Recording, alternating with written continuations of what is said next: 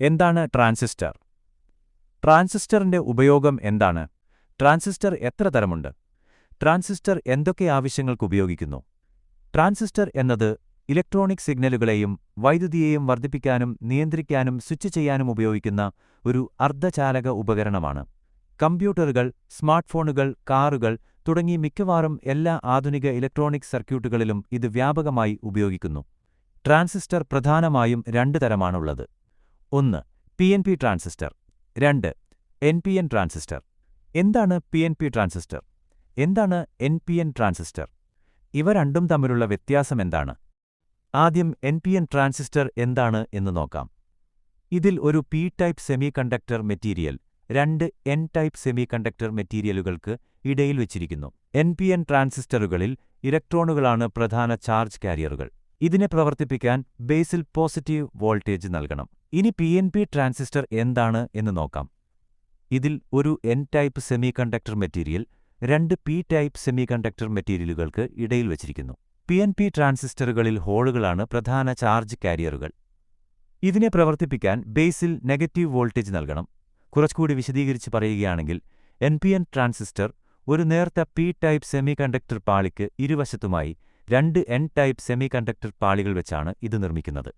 PNP transistor ഒരു നേർത്ത N type semiconductor പാളിക്ക് ഇരുവശത്തുമായി രണ്ട് പി ടൈപ്പ് സെമികണ്ടക്ടർ പാളികൾ വെച്ചാണ് ഇത് നിർമ്മിക്കുന്നത്. എൻപിഎൻ ട്രാൻസിസ്റ്റർ ഇലക്ട്രോണുകളാണ് പ്രധാന ചാർജ് കാരിയറുകൾ. പിഎൻപി ട്രാൻസിസ്റ്റർ ഹോളുകളാണ് പ്രധാന ചാർജ് കാരിയറുകൾ. ഈ രണ്ട് ട്രാൻസിസ്റ്ററിന്റെയും കറന്റിന്റെ പ്രവാഹദിശ എങ്ങോട്ടാണ് ഒഴുകുന്നത് എന്ന് നോക്കാം.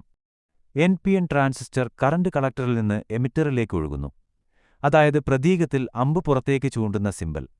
എന്നാൽ പിഎൻപി ട്രാൻസിസ്റ്റർ കറന്റ് എമിറ്ററിൽ നിന്ന് കളക്ടറിലേക്കാണ് ഒഴുകുന്നത്, അതായത് അമ്പ് അകത്തേക്ക് ചൂണ്ടുന്ന സിമ്പൽ.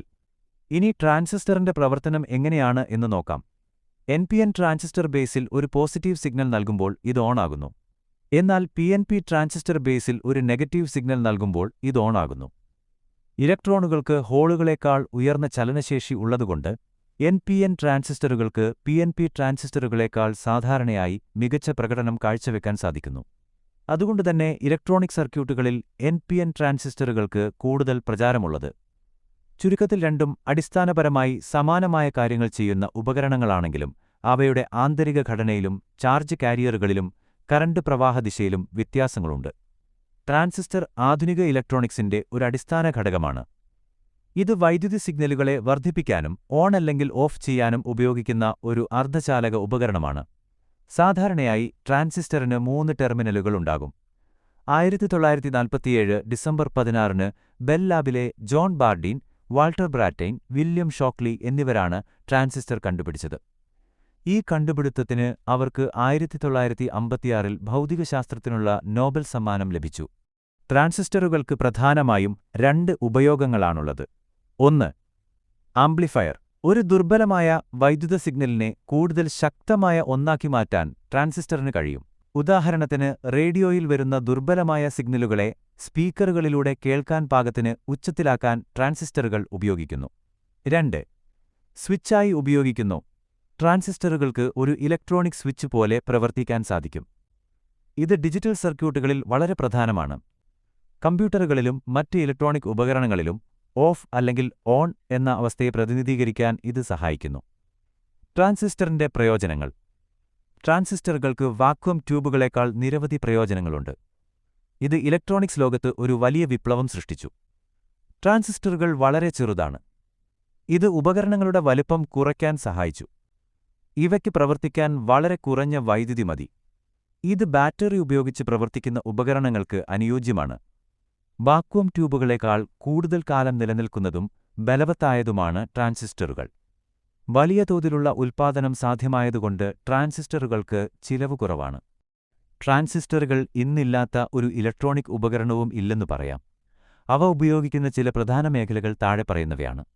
കമ്പ്യൂട്ടർ പ്രോസസ്സറുകൾ, മെമ്മറി ചിപ്പുകൾ എന്നിവയുടെ അടിസ്ഥാന ഘടകം ട്രാൻസിസ്റ്ററുകളാണ്. ഇവ ലോജിക് ഗേറ്റുകളായി പ്രവർത്തിച്ച് കമ്പ്യൂട്ടറിന് വിവരങ്ങൾ ശേഖരിക്കാനും പ്രോസസ്സ് ചെയ്യാനും സഹായിക്കുന്നു. മൊബൈൽ ഫോണുകളിലെ ചിപ്പുകളിലും റേഡിയോ സിഗ്നലുകൾ സ്വീകരിക്കാനും അയക്കാനും ഓഡിയോ ആംപ്ലിഫയറുകളിലും ട്രാൻസിസ്റ്ററുകൾ ഉപയോഗിക്കുന്നു. ടെലിവിഷൻ, റേഡിയോ സിഗ്നൽ സ്വീകരണത്തിനും വർദ്ധിപ്പിക്കാനും ഓഡിയോ ഔട്ട്പുട്ടിനും ഇവ അത്യന്താപേക്ഷിതമാണ്.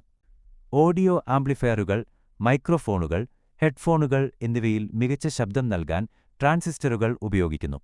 വൈദ്യുതിയെ നിയന്ത്രിക്കാനും സ്ഥിരപ്പെടുത്താനും ട്രാൻസിസ്റ്ററുകൾ സഹായിക്കുന്നു. വ്യവസായ സ്ഥാപനങ്ങളിലെ റോബോട്ടുകൾ, കൺട്രോൾ സിസ്റ്റങ്ങൾ എന്നിവയിലും ട്രാൻസിസ്റ്ററുകൾ ഉപയോഗിക്കുന്നു. പേസ്മേക്കറുകൾ, മെഡിക്കൽ ഇമേജിംഗ് ഉപകരണങ്ങൾ എന്നിവയിൽ ട്രാൻസിസ്റ്ററുകൾ പ്രധാന പങ്ക് വഹിക്കുന്നു.